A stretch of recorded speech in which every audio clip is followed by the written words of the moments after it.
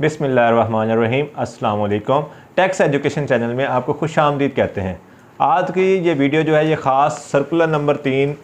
मोरखा 15 अगस्त 2023 को जो आया है उसके हवाले से बनाई जा रही है। इस सर्कुलर में एक तो ये हुआ है कि जो पंजाब में प्रॉपर्टीज़ ट्रांसफ़र होने का जो काम था, जो रुका हुआ था, उसको जो है FBR ने अपने सर्कुलर में ये कहा है कि जो रिट पिटिशन थी 52559 डिसीजन डेटेड था उसका 6/4/2023 के तहत, जिसमें उन्होंने कुछ एक्सक्लूजन्स जो थे उसको अल्ट्रा वाइज करार दिया था और फेयर मार्केट वैल्यू को भी उन्होंने अल्ट्रा वाइज करार दिया। तो उसकी बेसिस के ऊपर जो है उन्होंने पंजाब में प्रॉपर्टीज़ के ट्रांसफ़र को जो है सस्पेंड कर दिया कि जब तक इस रिट पिटिशन का डिसीजन जो है, जो कि ICA में पेंडिंग है और सुप्रीम कोर्ट में पेंडिंग है, उसको जब तक रिवर्स सस्पेंड या वकेट नहीं कर दिया जाता तब तक पंजाब में जो है प्रॉपर्टीज़ जो है वो आप 7E के तहत जो 236C2A के तहत एक्सक्लूजन सर्टिफिकेट देना था या अपने 7E के तहत चलान जमा कराना था, उसको सस्पेंड कर दिया गया है। अब उसके बगैर भी आप अपनी प्रॉपर्टीज़ को ट्रांसफ़र कर सकते हैं। उसके बाद जो अब इसमें नई कंडीशंस जो आई हैं, नया सर्कुलर नंबर 3 में जारी हुई हैं, वो एक तो ये है कि पहले ये सिर्फ सर्कुलर जो था वो 2022 सर्कुलर नंबर 1 जो था वो 2022 को डील करता था। अब जो है इसमें जो है उन्होंने कहा है कि 2022 एंड ऑनवर्ड्स ना, कि यानी कि अब इसके ऊपर टैक्स ईयर 2022 के ऊपर भी अप्लाई होगा और उससे ऑनवर्ड भी ये अप्लाई होगा। उससे वेरी नेक्स्ट उन्होंने कहा कि जितनी भी ट्रांसफरिंग अथॉरिटीज़ होंगी जो इसके तहत प्रॉपर्टीज़ को ट्रांसफ़र करेंगी, वो इसका रिकॉर्ड जो है ना प्रॉपर मेंटेन करेंगी और अपने जो है मुतलका जो कमिश्नर जो हैं उनको वो रिकॉर्ड जो है मंथली बेसिस के ऊपर सेंड करेंगी। उसके बाद जो है इसमें उन्होंने कुछ कंडीशंस की हैं, ये कि इन कंडीशंस के ऊपर जो है ना जो अथॉरिटी है वो उसको 7E का एक्सक्लूजन फार्म लेने की ज़रूरत नहीं है, जो फार्म A है वो लेने की ज़रूरत नहीं है। इसमें सबसे पहले था कि नॉन रेजिडेंट पर्सन आपको पता है उसके ऊपर 7E लागू नहीं होता। तो नॉन रेजिडेंट पर्सन के हवाले से उन्होंने कहा है कि आप जो नॉन रेजिडेंट पर्सन है उसके लिए ज़रूरी नहीं है कि वो form A exclusion form certificate लेकर आए FBR से। अथॉरिटी जो है उसकी जो प्रॉपर जो विजिलेंस करते हुए कि आया वो रेजिडेंट नॉन रेजिडेंट है या नहीं है, उसके लिए उसका नाइको POC CNAC उसका, और उसके लिए ज़रूरी है कि वो 183 डेज़ से ज़्यादा उसने पाकिस्तान से बाहर स्टे किया हो। इन चीज़ों को इंश्योर करने के बाद एक फार्म B इंट्रोड्यूस करवाया गया है कि नॉन रेजिडेंट जो है वो फार्म B फिल करेगा, प्रॉपरली फिल करके ट्रांसफरिंग अथॉरिटी को जमा करवाएगा और ट्रांसफरिंग अथॉरिटी ये चीज़ें इंश्योर करने के बाद नॉन रेजिडेंट की प्रॉपर्टी जो है वो एक्सक्लूजन सर्टिफिकेट लिए बगैर जो है ना वो ट्रांसफ़र कर देगी। उसके बाद जो है जो प्रोविजंस थी, जो एक्सक्लूजन दिए गए थे सेक्शन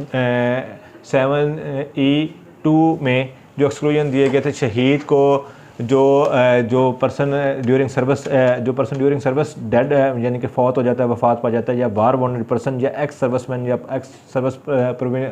पर्सनल को जो है जो एक्सक्लूजन दिए गए थे वो एक्सक्लूजन उसी तरह हैं कि उनकी जो प्रॉपर्टीज़ है ट्रांसफरिंग अथॉरिटी उनसे जो एक्सक्लूजन सर्टिफिकेट नहीं डिमांड करेगी, बल्कि वो ये इंश्योर करेगी कि आया ये वाकई फ़र्स्ट अलॉटी हैं, जो यानी कि उनको जो फ़र्स्ट अलॉटमेंट होनी चाहिए, इस चीज़ को इंश्योर करते हुए ट्रांसफरिंग अथॉरिटी उनकी प्रॉपर्टीज़ को ट्रांसफ़र कर सकती है। और ये भी इंश्योर करेगी कि ये पर्सन वाकई ही उस कैटेगरी से बिलोंग करता है या नहीं करता जिनको एक्सक्लूजन दिया गया है। उसके बाद 236K के हवाले से है कि क्योंकि 7E अब 2022 के ऊपर भी अप्लाई होना है, 2023 के ऊपर भी अप्लाई होना है, तो जिस पर्सन ने इसमें उन्होंने इलस्ट्रेशन भी शामिल किए हैं, 2 इलस्ट्रेशन दी गई हैं, 2 एग्जांपल्स दी गई हैं कि एक पर्सन जो है उसने प्रॉपर्टी परचेज़ की थी 2022 में और सेल आउट किया है उसने टैक्स ईयर 2024 में, तो उसके ऊपर लाजम है कि वो टैक्स ईयर 2022 में अगर उसने प्रॉपर्टी परचेज़ की तो 2022 में उसने 236K जमा करवाया था, तो 2022 साल तक तो उसको एक्सक्लूजन अवेलेबल है, वो उसका एक्सक्लूजन ले सकता है। लेकिन 2023 का जो वो है प्रॉपर्टी यानी कि जो 7E है वो प्रॉपरली वो सबमिट करवाएगा, डिपॉजिट करवाएगा और फिर उसके बाद प्रॉपर्टी ट्रांसफ़र करवा सकेगा। इसी तरह अगर उसने प्रॉपर्टी 2023 में परचेज़ की तो 23 अगर 22 में थी नहीं प्रॉपर्टी और 23 में उसने परचेज़ की थी तो वो 23 की हद तक अपना एक्सक्लूजन जो है ना वो ट्रांसफरिंग अथॉरिटी उसको इंश्योर करेगी और उसके बाद उसकी प्रॉपर्टी को ट्रांसफ़र कर देगी। उसके बाद जो है एग्रीकल्चर प्रॉपर्टी के हवाले से है कि जिसकी प्रॉपर्टी एग्रीकल्चर होगी और फार्म हाउसेस के हवाले से है। तो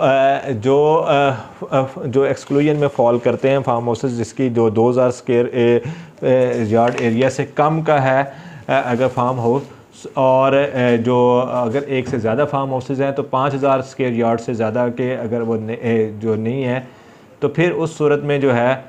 single dwelling a house constructed on a total minimum area of 2000 square yard with a minimum covered area of 5000 square feet used as a single dwelling unit with a or without any annex. के farm house को जो उन्होंने जो define किया गया है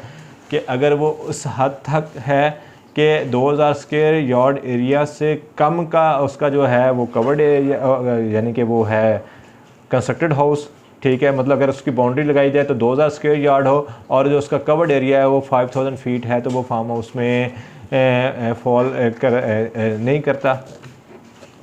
farm house में fall करता है और उसको उसके अकॉर्डिंगली एक्सक्लूजन हासिल होगा। और जो ट्रांसफरिंग अथॉरिटी है वो इस चीज़ को देखते हुए उसकी प्रॉपर्टी को ट्रांसफ़र कर देगी। फिर उसके बाद जो है इमूवेबल प्रॉपर्टी जो है अगर वो लोकल अथॉरिटी, डेवलपमेंट अथॉरिटी या बिल्डर्स या डेवलपर्स के पास हैं तो वो और वो बिल्डर्स डेवलपर्स जो है वो प्रॉपरली DNFBP से रजिस्टर्ड हैं और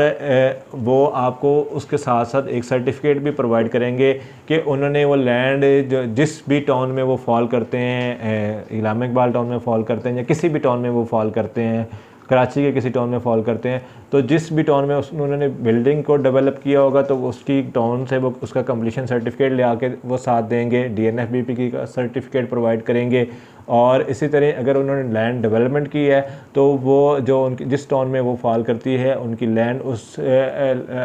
टाउन कमेटी से, उस म्यूनसिपल कमेटी से वो उसकी लैंड डेवलपमेंट की कंप्लीशन का सर्टिफिकेट साथ में जमा कराएंगे अपने DNFBP के सर्टिफिकेट के साथ, तो फिर भी जो है ट्रांसफरिंग अथॉरिटी उनकी प्रॉपर्टी को ट्रांसफ़र कर देगी। लेकिन ये सारे जो हैं ये बिज़नेस से रिलेटेड हैं, पर्सनल से रिलेटेड नहीं है। ये सारी चीज़ें जो हैं ये अब सर्कुलर नंबर 3 जो है जो अब इंट्रोड्यूस हुआ है इसमें जो है इन्होंने क्लैरिफाई किए हैं कि इन कंडीशंस को अगर कोई पर्सन फुलफ़िल करता है तो ट्रांसफरिंग अथॉरिटी जो है वो 7E का एक्सक्लूजन सर्टिफिकेट जो फार्म A है लिए बगैर जो है प्रॉपर्टी को ट्रांसफ़र कर सकती है। लेकिन जितनी भी अथॉरिटीज़ हैं इनके लिए ज़रूरी है कि वो अपना डेटा प्रॉपरली मेंटेन करेंगी और अपने मुतलका कमिश्नर को उस डेटा से आगाह करेंगी मंथली बेसिस के ऊपर।